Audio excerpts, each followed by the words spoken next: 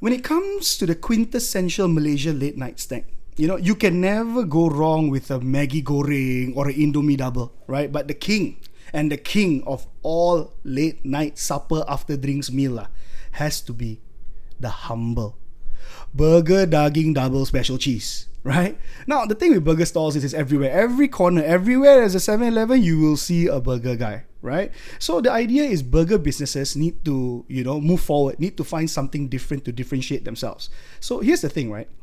You've got smash burgers, right? You've got giant 250 gram patties, Wagyu Angus patties, right? Burger kambing pun ada, right? Now, these burgers are definitely out of the ordinary. So with this fella that I'm going to talk to today, imagine you're marrying the most famous dish that you can find in a tom yum shop or a Chinese tai chow, right? With a typical American diner style burger. What do you get? You get Mike's Charbroiled burger. So, hey Mike, welcome to the show, man. What's up? How's it going? Surviving. Yeah, that is another typical line of all the businessmen. I'm surviving lah. So guys, welcome to another episode of Find the Real, where I believe everyone has a story. It doesn't matter what you do, doesn't matter what your background is. I believe all of you have a story, and my role is to find those interesting stories for your entertainment pleasure, and hopefully we get a little inspired and we better our lives lah. All right. So Mike, today we'll be talking to you a little bit to understand about your journey in the burger industry. All right. What you've done, how you got here, understand your background, and what motivates you and what keeps you ticking, right? All right, so Mike, why don't you tell me a little bit about your background and how you grew up? Okay, I'm the first of 5 orphans. My dad passed when I was 11, 12. Okay. So we grew up tough, single mother and everything. In the KL area? No, before my father passed, we moved around a lot. But I mostly spent my childhood in Singapore. My teenage years over there. Because my mom's a Singaporean. Okay. And that's where most of my cooking influences comes from, because my grandma would always take care of us because my mom has to work. And also where we learn to be independent, because I'm still Malaysian. My siblings are still Malaysians. So we always to and fro to JB with train or by bus for schools. So we were pretty independent by then. And right after SPM, I was tricked into my first job, basically. Keyword trick lah. Yeah, tricked. And I still remember it till today, because this HR person spoke to me, say, hey, you spoke very well for a Malaysian. Why don't I put you as a face in front of our hotel? I'm like, okay, sure, why not? And then I just, blindly, just eager to work, because we grew up tough. We need to earn. We don't have enough money to further our studies, whatever. So just want to work and earn. So you were in the front office of a hotel? No, that's the funny thing. So I'm like hoping, okay, we're gonna get something good, Ends up being a cleaner. What I heard, the sell to you was you're supposed to be the face of the hotel, and you end up becoming a cleaner. Alamak. In a way, well, the cleaners are the front faces of the hotels as well. You can't deny they have a lot of responsibility. Big responsibilities even to maintain the cleanliness, the look, and everything. In a way, but it's still funny to me how I got tricked into signing and never argue. Because I was eager. I just want to earn. So I just want to earn. I just sign up. Okay, fine, cleaner. Okay, fine, just go with it. And I stuck with it for a year. All right. At this one hotel. It's quite a big hotel then in JB.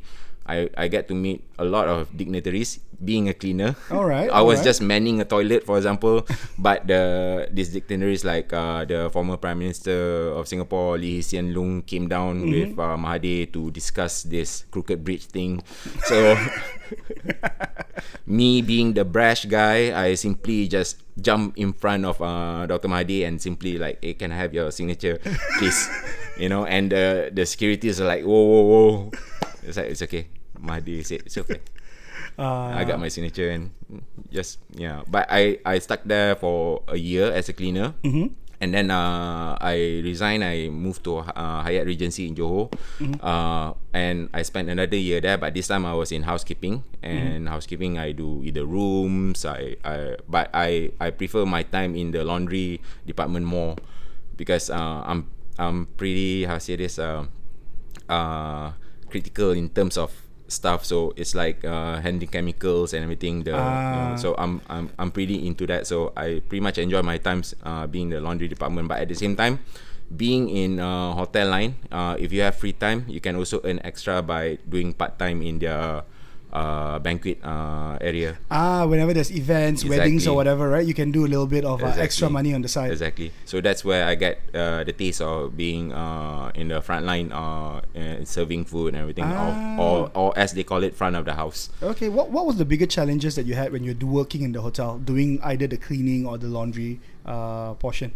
Well, handling machinery, big ass machinery, and it's you learn a lot, and it's quite dangerous as well. I mean, if you're not aware of the safety precaution, you can easily be dumped in and die. Yikes! Exactly. So the tumbler and everything, the dryer, it's not just a machinery, it's the chemical as well. It can basically burn through your skin if you don't handle it well. So I learned a lot basically from there, and I'm not much of a book type of guy. I'm more of a hands-on type of guy. So it's kind of things that I enjoy and I learn a lot. But I only stayed a year, and because of the experience that I get to taste with the banquet part-time job, I get to be a bit of in the front house. So I'm like, okay, interested in trying something else, and that's where I joined TGI Fridays, Johor, in JB. That's my first waiter job, and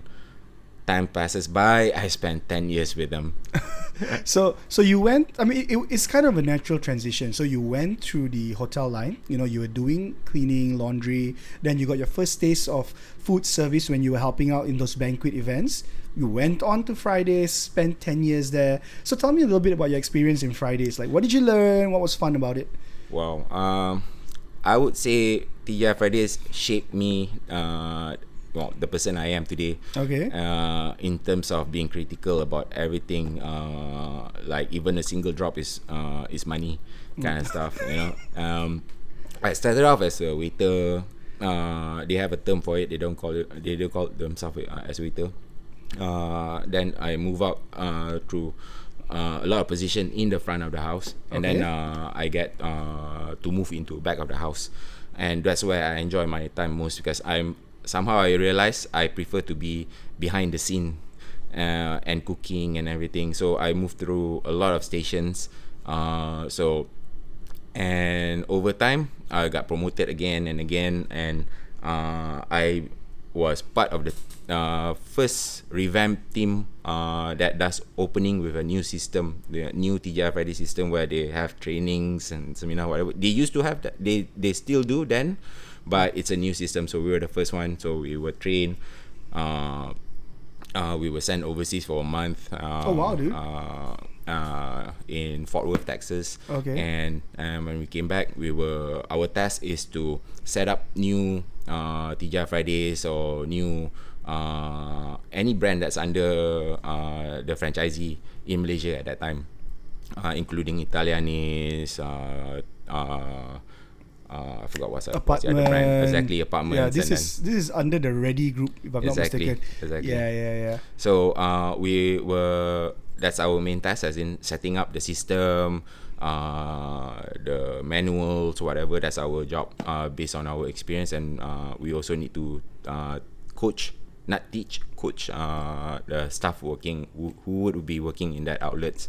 So that was my main task, and over the years I grew up the ranks again. I became the front of the house manager, floor manager, and in the hierarchy of TGI Fridays, front of the house is considered number 4, and then number 4 is bar manager, number 3 will be the floor manager, number 2 will be the kitchen manager. Kitchen manager is the ad hoc assistant general manager, and of course for each store it has their own general manager. That's number 1.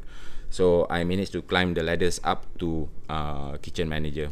All right. Where I learned a lot about inventory and everything. I did a lot of inventory, but just parts of it when I was floor manager and bar manager. But the bulk of it all, because kitchen manager handles the inventory and everything, the 100% of it. So cost wise, whatever, if anything that may happen to fall wrong, that will be kitchen manager's fault. So I basically learned a lot from there, how to manage costs and everything, and report to HQ. So that's like my biggest position that I was in TGI Fridays for the whole 10 years I was in there. Wow, dude. So you, again, started from the front of the house, you know, and then you move your way to the, you call it what, back of office? So back of the house, we're talking about all cooks, cleaners and things like that, right? So that's where you honed your cooking. Here's the thing about TGI Fridays though. Cleaning, you do yourself. Oh. Yes, you do have a dedicated cleaner just for the floor and everything. Okay. However, dishes and stuff, your pans? Exactly. Each station, doesn't matter whether you're a waiter or you're front of the house, you're a hostess or host, or your bartender, or your saute cook, or your charbroiler, or your fry cook. Each station are your own responsibility. So you're accountable to clean it by yourself. Exactly. Because that's the way that they teach you. You need to know your thing in and out. Okay. Inside out, you have to know. You have to understand about it 100%. If anything goes wrong, only you know how to handle it.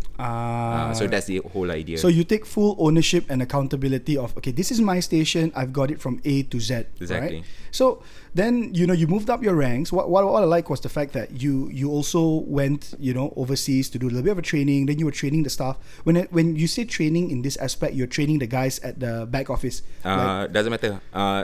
Because we've been through a lot of stations before we were promoted as a trainer. Okay. Or a coach in Friday's term. You can be stationed at any near outlet at any station. Because you've done it all.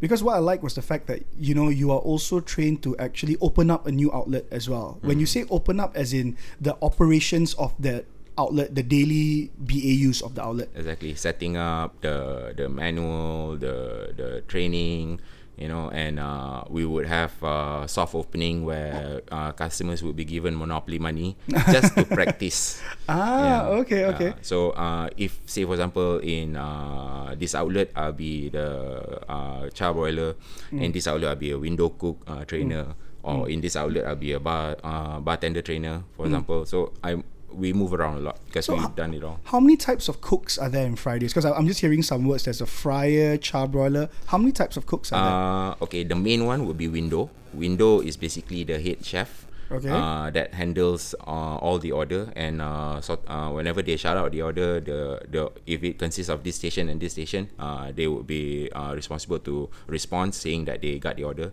So that's like in terms of kitchen. In the back of the house, you have the window number 1, and then you have charbroiler number 2. You have fryer, you have saute cook. I forgot the terms for the people that handle salads and bread. And then the one that finally goes out after window passing over to expo to makes it look beautiful and nice will be expo or expediter cook. Okay, so it's like the finisher of every single dish, making sure it's following the standard of... With window cook keeping an eye on it. So window is like the leader, you know, the general of the back office. Exactly. Okay, so the back of the house. In the back of the house. So in the 10 years that you were there in Fridays, you know, what role did you enjoy the most? That gave you the most satisfaction and passion? I would be kitchen. Cause I love cooking, and it's like during say for example, if you just started for the day, and sometimes some of the cooks that were late, you know, and being a window cook, you know, or if you're a kitchen manager, you can just simply throw yourself in there and do whatever one shot. Okay, you know, so you can put yourself in the deep end and you can get it done, and you enjoy that, right? And that's the best thing about TGI Fridays people then. Now a little bit different lah. Now I have no idea. I cannot say anything about now. But then, you know, you can take seasoned TGI Friday people and put them anywhere. Done. So when you were doing your TGI Friday journey, you said you started in Johor. I'm assuming you ended up all over Malaysia as well? Yep. Okay. So then here's where it becomes interesting, right? So 10 years in Fridays, and you know, what happened after that? Like, did you then go into opening your own business, or did you do something prior to opening Mike's Burgers? then I wasn't really sure what to do next. So basically, like with my experience of setting up businesses, food businesses, whatever. So I went over to a few other brands as well, which and helped set themselves up. So not long, about a few months, and then that's where I'm like, okay, you know what? I'm bored. I need some kind of challenges. I'm like, I can cook. Why don't I do something? I was like, okay. And I'm like cracking my head. I don't know. I don't really know what to sell because my experiences are mostly American food. Okay. You know what they call Western here. So I'm like totally have no idea. But then at the same time, homemade burger were booming. You got Burger Lab. You got a lot of brand during the boom at that time. So I'm like, okay, why don't I do something like that? But at the same time, I don't want to be the same. Yes, homemade burger, but at the same time, I don't want to be the same item. So why don't I do something different? That's why I thought of, okay, why don't I use a charbroiler to cook it on the street instead of using a regular flat pan grill, you know? So the flat pan grill is what all the Ramly guys are using. Exactly. Okay. Yeah. And at the same time, I'm like, okay, but still, it'll just be a burger. You know, you slap some cheese on it or whatever, it still be the same thing. Cheeseburger, beef burger, chicken burger, whatever, it's still the same thing. So I'm like, okay, what else can I do? Then I realized I have like whole recipes in my hand that I can work with in terms of sauces. You know, so I'm like, okay, why don't I play around with some? And that's where I decided to incorporate something new, sauces, into burgers. So once it's charbroiled, it'll be deep into this choice of sauces. So at first I started with 4 when I first started out, and that was the first 3 years of running Mike's Charbroiled Burger. And it was cream cheese, barbecue, black pepper, and kung pao, which is all, honestly, TGI Fridays sauces. Hashtag thanks TGI Fridays. Except cream cheese, because cream cheese I kind of like change it a bit because cream cheese in TGI Fridays is much more thicker. They call it queso sauce because they throw in hot sauce in it. It's for, I forgot what dish. It should be for the nachos or something like that, right? Not for nachos, I forgot for what, but it hasn't been in use for a long time. But back then, that queso sauce is for a certain side dish. But so I decided to make it a sauce instead. Throw out the hot sauce because it's bloody expensive anyway, and make it a cream cheese sauce, which I play around a lot to get the right taste and right consistency in terms of being a sauce. And same goes with the black pepper sauce as well. I had to throw out one of the main ingredient, which makes it American black pepper, which makes it non-halal as well. Same goes with kung pao. It has Chinese rice wine. I have to throw that out as well, make it halal, you know. And barbecue is pretty simple. Simple is, it's already halal, but the problem is it's expensive as well because the ingredients like the liquid smoke, the applesauce, the what else in there? It's ketchup, right? Ketchup is one of the main item. Raw red onion is one of the main item as well, and it takes forever to cook. It take at least a good half a day for me, 6 hours at least, with 3 processes to go. So it's the most expensive and the most time consuming sauce to cook, to be made. So that's where the 4 sauces that I started with Mike's Charbroiled Burger. That's where I decided, okay, this is what I'm gonna do. Let's play with it. And I finally, the first 3 years of Mike's Charbroiled Burger is basically that, playing around to get it just right. The right patties and the right sauce, I assume. Exactly. So 2 questions from there. The first one is, right, okay, charbroil, right? Like what makes charbroil so different? Like why should I, charbroil a burger versus regularly grilling it on a flat grill pan? Yeah. So what are the differences and what makes it so special? It's definitely much more healthier. Okay. It's dry heat method of cooking. All right. Yeah, you don't have to slap butter or whatever on the meat itself because the meat itself will produce its own fat. You know, the fat will melt and it will help cooking. Other than that, it's the best way usually I would explain to people who doesn't know what a charbroiler is like if they ever had steaks. Okay. You know, if they see those diamond grill mark, you know, on it, that's the same thing that I use to cook my burger with. Okay. But it's basically that healthy. Okay, so the main thing is healthier, but I assume that it takes a little bit longer to set up Yes, it does. and to prepare versus Yes, a it flat does. grill burger. Yes, it does. How long is your normal setup period?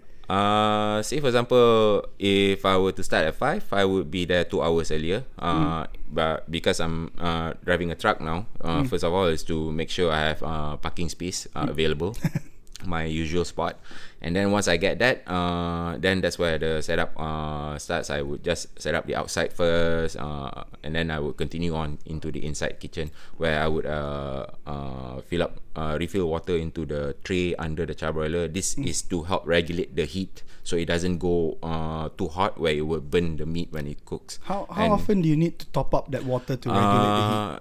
That depends on how often my order is. If say for example, right now it continues running on medium low until I have order. So you just keep it on medium low, Yeah, and because then once I you have an cannot order, turn you it just off.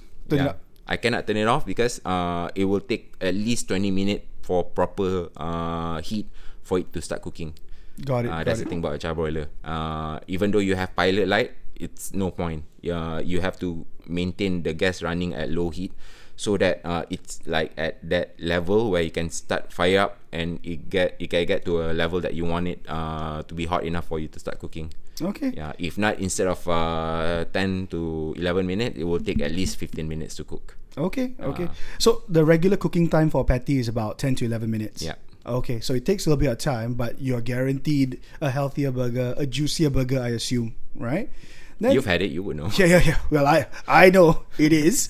Now the second question is on your sauces, right? You know what I like is the fact that, dude, you're so passionate about your sauces. Like the way you talk about each element of the sauce and the thought process that goes into it, and the fact that, hey man, I got to make this halal. I got to find a substitute.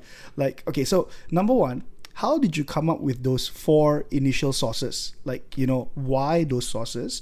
And what kind of R&D went through your head to come up with those flavors? Okay, I can go grand. I have a lot of sauces, names that you may have never heard of, because besides American, I have Southwestern, which is essentially Mexican sauces. So I have queso, I have Chipotle. Exactly.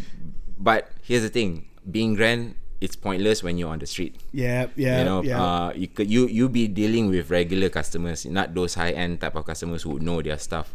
So I decided to just stay simple with what people know. Say for example, immediately barbecue, black pepper sauce, and throw in a little difference, but people will still crave about cream cheese.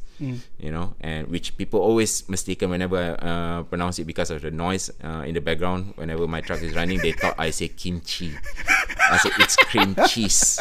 Hey, that could be a new business idea, man. Yeah, but I usually what I create is based on what I like. Yeah. I don't like kimchi. I would never do it. Yeah, and it goes back to your American the American cuisine roots, right? Exactly. Okay, so yeah, a lot of thought process has gone into it, and to make sure that not only is it delicious, it's also commercially sustainable. You know, and you don't want to simple. spend too much. Yeah, and simple. And then here's where it gets interesting, right? Your ultimate flavor that brought you to a different level, which until today I don't even know how you can even come up with this flavor, right? The sambal kangkong belacan, bro. All right, you gotta tell me the story. How did this suddenly appear on your menu?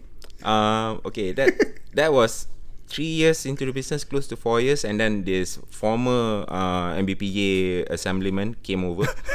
He became one of my regulars as well. Forgot his name. I haven't seen him for quite a while. He suggested, and at the same time, Najib's brouhaha started during it's called the Kangkong Fiasco. So just nice, nice.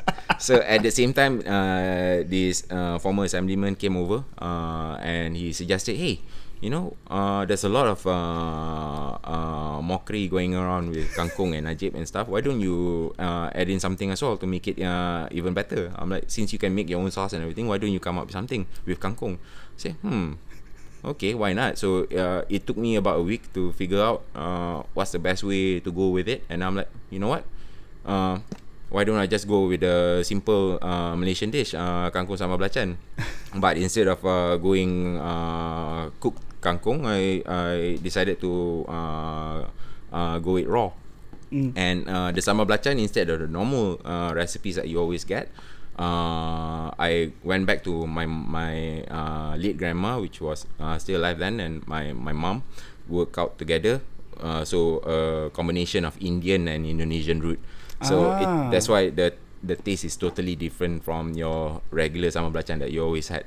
And I decided to, like, I was playing around with it a lot, and I'm like, it's bloody spicy. How to make it less spicier? I'm like, but the taste is awesome. I like it because, as I said, if I like it, if I love it, that's what I'll be selling. I wouldn't be selling anything that I don't like, that I don't eat. So I'm like, okay, but it's still spicy for regular people who don't take spicy stuff. How can I lessen it? I'm like, apple, because I was thinking, like, out loud, there are other burger brands that sell with apple slices or whatever. I'm like, apple, nah. Then I was like, why don't I try pineapple? That's where I tried out with pineapple first. I had it, I like it. Gave it to my girlfriend then, she likes it. I gave it to a few of my friends then. I didn't start selling it, I was just introducing to some of my regulars then. Oh, so you did a little bit of a taste test with friends first. Okay. Exactly. Okay. So I gave it to them. And I forgot to mention those 4 sauces and those burgers. Also, I had taste test with them as well. Whenever before you finalize the recipe. Exactly. And then that's what I did. Basically the same thing with the kangkong sambal belacan burger. And they said, wow, it's something new, totally different, unexpected. I'm like, okay, let's go with it then. And that's where kangkong sambal belacan burger came about, thanks to this former assemblyman, and I keep forgetting his name. We'll put that in the description later, but I think we got to thank Najib lah. Thank you for the kangkong fiasco. So and I had to, till today, I had to explain to people how this kangkong burger came about. And I just asked them, do you remember kangkong fiasco? And then they do, but they still don't get the link. catch. Yeah, exactly. So I had to explain, okay, this is my contribution to continue slapping symbolically Najib's face. Okay, so next time anyone asks you, hopefully you can direct them to this podcast, and now you know. But so here's the thing, you mentioned that it was spicy, right? So did you maintain that spice level? And Yes. add the pineapple just to cut down the spice. Yeah. So it's still, because for me, I mean, I've had it. Now, I'll be honest, it's different. When you think sambal belacan, in my head, I'm thinking it's my mother's sambal belacan, kangkong belacan.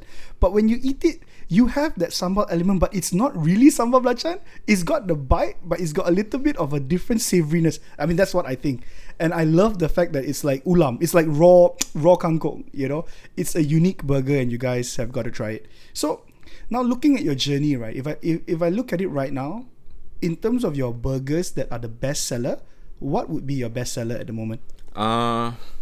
Tough to say. But I would say sambal belacan is number 1. Cream cheese number 2. And most of the people know how expensive the barbecue sauce is. They would go for barbecue. But usually, as I said, it's tough to say. It's personal preferences. Honestly, any sauce goes great, and the idea is that you have to try one by one until you yourself decide which ones you like more. Because I may say this will be great, but it may not be the same for you. Yeah, I've tried all your burgers, right? For me, the cream cheese, personally for me, is a little bit jelak for me. But the black pepper, I don't know why. There's something about your black pepper sauce. It does it for me. Every single time I'm there, I will kena one black pepper. Nothing else. I just need the burger, the sauce, and the bread. That's all I need, right? So that works for me. So here you are. You've been running the business for what, 5 years, 6 years? By the time I came out with kangkong sambal belacan burger, that was close to 4 years. Yeah. Okay. And then I met my girlfriend, which I mentioned, where she helped me to fund. Besides that, I also actually did some form of I don't really know the term for it, where you it's like you invest a form of credit and you get to buy your burger without paying a single cent, but basically clearing your credit, and that goes to help. That helps to fund my licensing for a truck. Okay, so that's good. So not bad. So you pivoted. You thought of a different business model. I pay upfront for X amount of burgers at a slight discount, right? And you get at least a little bit of capital upfront to move to move your business to the next direction. So let's talk about that. What made you go from that store at Jalan 222, right, to the food truck business that you have right now? Back then, business was booming, honestly. People will keep calling up, thanks to Kangkung Sambal Belacan Burger as well. Oh yes, dude. And keep calling up for events, private catering and everything. So it's tough. I'm running a roadside stall, so every single time I go for an event, everything, I had to rent a van and move the whole thing into to pack the van and go. Exactly. So it's really tough. And I decided, okay, you know what? I want this to be mobile, easier for me to move around whenever there's a call for whatever. So that's where I decided, okay, why don't I just come get myself a food truck? And that's thanks to my girlfriend again, then, which helps a lot with the capital for it. Just ballpark, right? Because you've got a nice food truck. I mean, it's decked. It looks good. How much does a food truck like that cost, ballpark? We have enough money, but not enough to get a new one. So we thanks to my background in F&B, I know where to get machineries, second-hand this and that. So we get to keep the cost down, basically. But basically, just for the truck itself is 30K. Second-hand truck with new body. Okay, but fully loaded with your charbroiled?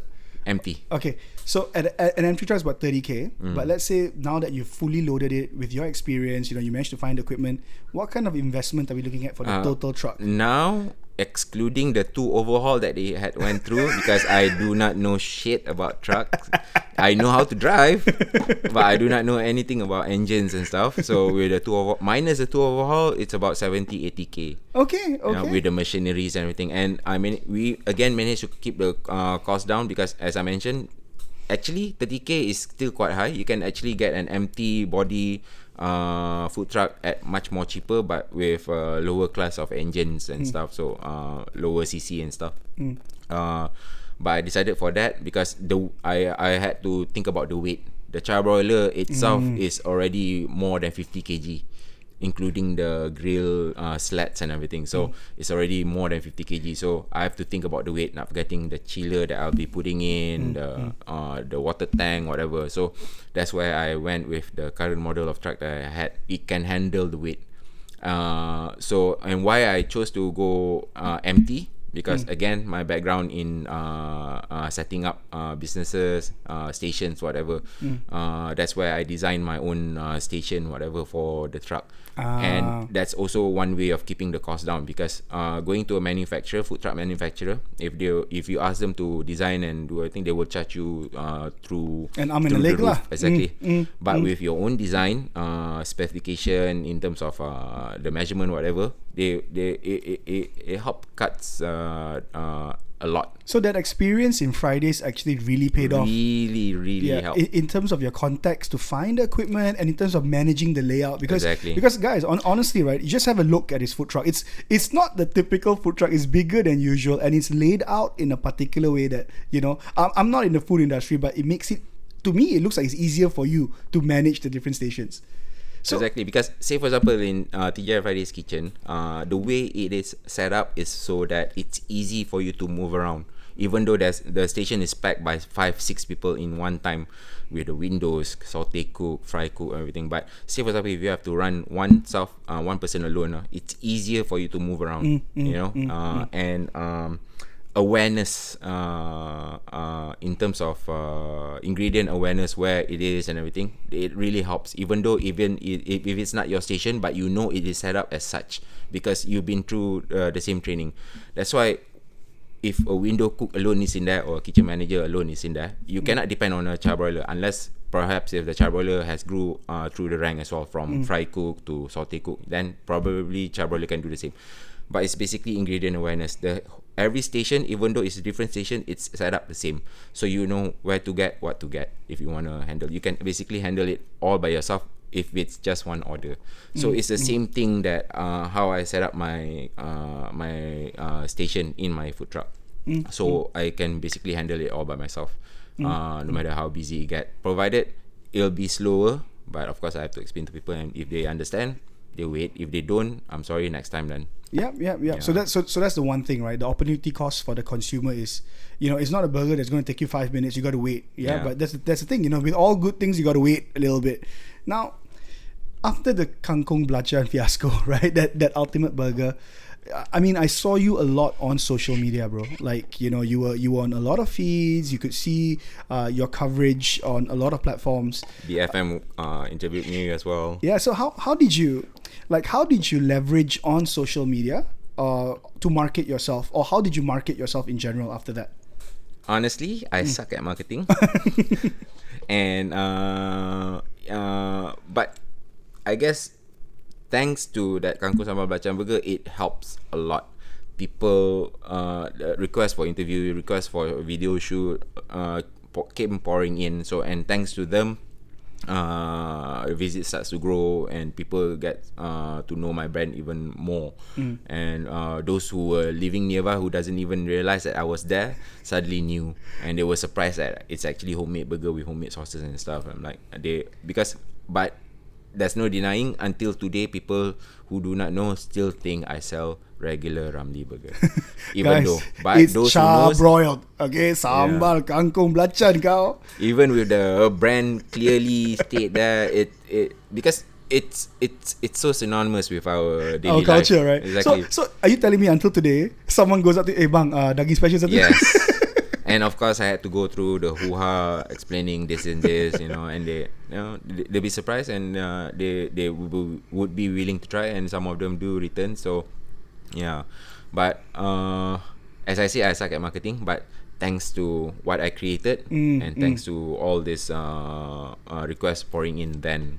Yeah, so it's the product that does the talking for Exactly. you, right? And it marketed itself, Exactly. basically. And that's what I've been doing all this while until now. Yeah. I let the product do the speaking. I suck at marketing. I'm what you say, a forced extrovert. So I'm an introvert. I prefer to be alone and everything most of the time. But because of what I do for a living, Yeah, it's part of the job, Yeah. right? Now, a few more questions. Number one, when it comes to maintaining quality, right? I mean, you're running a food business, right? Unique, your own patties, beef and chicken. You've got 5 sauces plus kangkong belacan, right? Yeah. Yeah. So you've got 5 sauces. Like, how do you maintain consistency and quality throughout the supply chain? okay. At the same time, I have to worry about costs. Okay. So in terms of my sauces and my patties, I don't have to worry because I have a coffin chest freezer where you can throw a dead body in it No one needs to know. at home. So it's huge. So, and the whole purpose why I get that is because exactly that I want to keep producing and maintain, and I can keep it forever. But it's only as such for patties and sauces and breads, for example, and cheeses. But in terms of my fresh produce, that I produce almost twice weekly. Say for example, for kangkong, for my lettuce and my lettuces, my onions, those I produce almost twice weekly. Although in TGI Friday standard, shelf life is 1 day. But I can't afford to throw away good stuff which is still workable even after 3 days away, because I don't it's a one-man show business. I don't have capital or anything, so it's just that. So I manage over time with experience to lengthen the shelf life of my fresh produce. Like for example, my thinly sliced kangkong, I use newspaper to have it wrapped inside plastic bag instead of just inside plastic bag, because I realize it helps aerate better. So it can actually last more than 5 days and Okay. still fresh. But of course, with the sign of bruising, immediately I would basically produce every Tuesday. Okay, okay. So there is kind of a process. You know, you've Yeah. got your freezer, and you know certain things that can be kept for a certain period. You do keep it, but at Yeah. the same time, you've always. I'm assuming you'll do your taste test, your smell test to make Yeah. sure everything's all right. Yeah. Although from time to time I do kind of lag behind where I would didn't even realize my chicken patty usually will be the first to go after being taught. So I'm like, mistakes happen. So but again, I do my best. Okay. I mean, we're all human, right? We just gotta Yeah. do the best that we can. Exactly. The biggest challenge that you have in your business, you know, what do you think is your biggest challenge right now? To stay relevant. I mean, as I mentioned, it was a boom then, you know, and now everyone's doing it. Yes. Yeah, mine is still different. You can never still find the same thing as similar or same as mine anywhere, but still, it's pretty much the same thing. Homemade burgers, whatever, homemade sauces, you know, it's out there. So to stay relevant is the only issue for me, and being suck at marketing type of guy, I still hope that my products Speaks for itself. because I do my best to maintain the consistency in flavor, and it does show. People who came 10 years ago came back just last week, had this barbecue burger, barbecue beef with caramelized onion without veggie, and yeah, he was just there to see whether it's still the same, and he said, wow, it's the same and it's even better. That's what he said. I'm like, you know. So as a chef, that's what makes you happy, Exactly. right? When people come back for the food, Exactly. right? And that's all I hope for. If you were buying my burger then and then you return now, would it still be the same? That's all I hope for. Consistency. Exactly. Yeah. So in terms of staying relevant, right? Any ideas on your side? What were you looking at trying to adapt or stay relevant? Anything that you can think of? Honestly, not really. But from time to time, the signboard that I had, my main purpose for that signboard was actually to have people be aware that I'm there, and also so that traffic wouldn't run into my truck. You know, but at the same time, it's like it's not nice to just leave it empty with just roving lights. So I'm like, okay, why don't I just put some nice wordings into it, and I got a few ideas overseas, and I just put some writing in there as a joke. But I didn't know that it will blow up as well. But again, it did blow up, but it's not connected or linked to my brand. You know, and got it. people see this signboard, and people like, wow, that's a funny joke, very clever. You know, but people still don't get that it's connected to a brand, my brand. So I still do not know how. It's Yeah, the- from time to time, whatever I do by accident, I just simply just throw it out there. It works, but somehow it's not connected. Yeah, so if I remember, is the buy one burger for the price of two and get another burger for free, something like that, right? Yeah, Exactly. it's one of those like dad jokes, you know. But I get it, you know. It's good. Not everyone gets it though. But okay, I think people are not dumb. People are just trying the luck. You know, because okay, because the way I look at it, because okay, you're on the street, you know, typical guy, you know, they don't even realize that you can speak well or comprehend or whatever. So they sometimes, I think they would just want to try the luck. They come over, they understand it's a joke. They just come over, so saya balik ini satu, lagi nombor 2 free. Cakap.